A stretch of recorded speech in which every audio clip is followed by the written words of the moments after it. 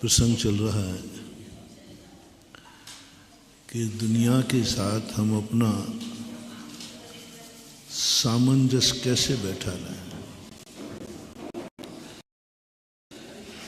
ये दुनिया हमारे अनुकूल रहे, ये दुनिया में हमारे लिए कब पता नहीं कौन सी वस्तु प्रतिकूल हो जाए, कह नहीं सकते। सबसे बड़ा व्यक्ति को ये डर बना रहता है और यही डर हमारे आनंद में, सुख में बाधक है। हम दुखी हैं नहीं, हम दुख के डर से दुखी हैं। अभी अपन सब लोग सुखी बैठे हुए हैं, कोई दुख नहीं है, लेकिन डर लगता है कि दुख आ ना जाए, सुख चला ना जाए। व्यक्ति सबसे ज्यादा व्यक्ति आर्त ध्यान करता है। सभी ध्यानों में सबसे ज्यादा व्यक्ति करता है तो आर्त ध्यान करता है। आर्त ध्यान का अर्थ है अनिष्ट का संयोग हो गया तो आर्त ध्यान है, अनिष्ट आना जावे ये आर्त ध्यान है। इष्ट है उसका आर्त ध्यान है और इष्ट चला ना जाए इसका आर्त ध्यान है। 24 घंटे आप देखना, अपन सब सुखी ज्यादा रहते हैं। कर्म ने, प्रकृति ने हमें सुखी ज्यादा बनाया। जिंदगी में व्यक्ति हंसता ज्यादा है कि रोता ज्यादा है?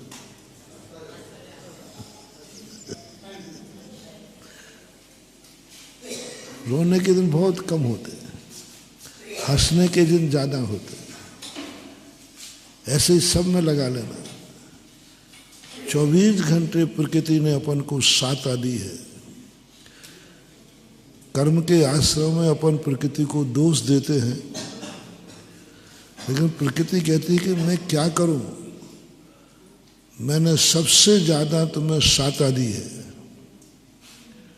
सबसे ज्यादा अपन को साता है, सब तरफ की साता है, कोई कमी नहीं है। लेकिन फिर भी हम दुखी रहते हैं इस डर से कहीं ये साता चली न जाए। असाता प्रतिकूल परिस्थिति कितनी देर में आ सकती है, एक डर बना हुआ। कितनी देर में, एक सेकंड में, एक सेकंड पहले अपन को अनुकूलता है, एक सेकंड बाद प्रतिकूलता आ गई। एक समय व्यक्ति बैठा है, दूसरे समय में व्यक्ति मरण को अटैक आ जाता है। तो ये जो भय उत्पन्न हो रहा है, इस भय के दुख को मेटने के लिए ही धर्म चाहिए। धर्म ना तो तुम्हारी साता को पलटेगा ना असाता को पलटेगा। वो तो लिखा गया, वो लिखा गया, उसको कोई टाल नहीं सकता। जो कर्म तुमने बांध लिया है वो तो उदय में आएगा, कोई नहीं रोक सकता। थोड़ा बहुत गुंजाइश है कि हम संक्रमण कर सकते हैं। हमारे कर्मों की व्यवस्था फॉरेस्ट डिपार्टमेंट जैसी है कि फॉरेस्ट की जमीन है, अब वो आपको अलॉटमेंट नहीं हो सकती, कोई तरीका नहीं, सरकार भी चाहे तो भी नहीं। बस एक ऑप्शन रखा है परिवर्तन का, वो भी बहुत कठिन है, क्योंकि सुप्रीम कोर्ट ने ये बहुत पहले निर्णय लिया है कि फॉरेस्ट की जमीन को कम नहीं किया जाए। वातावरण मिलेगा और कानून बना दिए कानून बन गया कि फॉरेस्ट की 1 इंच जगह कम नहीं की जाए। विचार किया कि कभी जरूरत पड़ी तो उन्होंने कहा जब विशेष परिस्थिति हो तो उतनी जमीन दूसरी दे दो और फिर ले लो। ये भी कितना कठिन है, ये तो तीर्थोदय क्षेत्र की कमेटी से पूछो कितना कठिन। इन धुरंधरों को ये कठिन है तो जनरल लोगों का क्या होगा।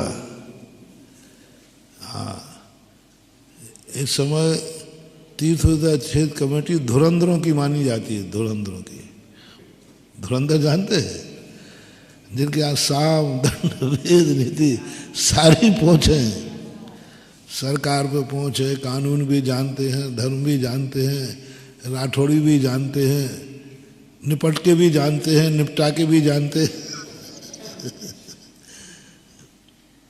इनके लिए कठिन है तो साधारण लोगों की तो बात क्या। जो छोटे छोटे कमेटी वाले तीर्थ क्षेत्र कमेटी है, जिनकी जिला स्तर तक ही पहुंच नहीं है, पंचायत से ऊपर कभी उठे ही नहीं है, वो व्यक्ति फॉरेस्ट की जमीन के संबंध में क्या सोच सकते हैं? कुछ नहीं सोच सकते। बस यही सिस्टम अपनी किस्मत में है, क्योंकि प्रकृति जानती थी कि इस दुनिया में इतने लोग दयालु हैं, इनके हाथ में किस्मत को बदलने का देंगे तो सबकी किस्मतें बदल देंगे। जैसे साधु के हाथ में यदि दुनिया सौंप दी जाए ना, तो इतने अपराध बढ़ जाएंगे, इतने अपराध के कोई सज्जनता रहेगी नहीं, क्योंकि साधु तुम्हें दुखी नहीं देखना चाहेगा। थोड़ा ही सा तुमने रोना गाना किया और साधु पिघल जाएगा और तुम्हारी किस्मत को बदल देगा। तो फॉरेस्ट का नियम लागू किया प्रकृति ने, तुम किस्मत को नहीं बदल सकते। किस्मत को उसने किया है, उस लेखे को नहीं बदल सकते। महावीर स्वामी नहीं, महावीर स्वामी खुद स्वयं, उनकी मौसी चेरना अपने पति को लेकर के पहुंची समोषण में कि भगवान आप तो अनंत शक्ति संपन्न हैं, आपकी शक्ति का तो कोई पार नहीं है, आप जो कहें सब करने को मैं तैयार हूँ। भारतीय नारी की एक विशेषता होती है, वो अपने पति के लिए कुछ भी निछावर कर देती है। यदि पति और पत्नी में 2 में से एक को मरना पड़े तो पत्नी यही कहेगी मैं मरी जाती हूँ, तुम जिंदा रहो। पति की सुरक्षा के लिए वह उपवास करती है, कहीं करवा चौथ, कहीं सुहाग दशमी आदि। चेलना भी भारतीय नारी थी, उसने भी कहा महाराज जी भगवान आप जो कहो सब करने को तैयार हूँ, यदि अदला बदली हो सके कि मुझे नरक जाना पड़े और ये इनको स्वर्ग चले जाएं तो भी मैं तैयार हूँ। जय जिनेंद्र। अगर आपको मेरी वीडियो अच्छी लगती है तो प्लीज़ मेरे चैनल को सब्सक्राइब करिए, लाइक करिए, शेयर करिए। इसी तरह से अपना प्यार मुझे देते रहिए।